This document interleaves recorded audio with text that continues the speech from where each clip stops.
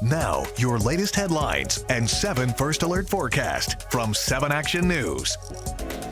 Today, President Trump's expected to visit the cities of El Paso and Dayton, where those 2 mass shootings happened over the weekend. The president will be offering his condolences to the victims and is scheduled to meet with leaders to discuss plans to combat gun violence in the United States. President Trump and the First Lady are set to visit Dayton first before heading to El Paso.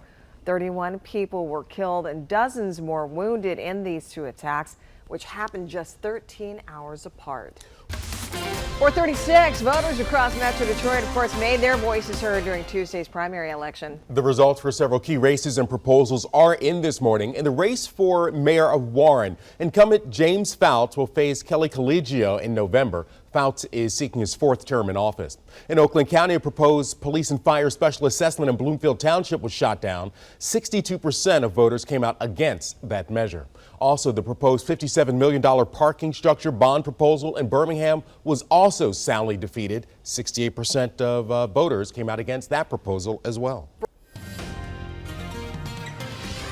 Starting off with yet more humidity out there for today. Temperature at around 68, winds from the north-northwest at about 7 miles per hour. Humidity at 90%, and that's going to flare up the potential, at least, for some fog out there. Feels like 68, the dew point is 65, which means the muggy meter is still pretty high.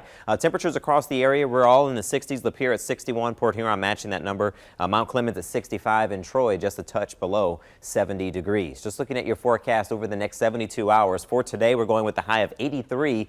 A slight chance of seeing some showers and thunderstorms into the afternoon.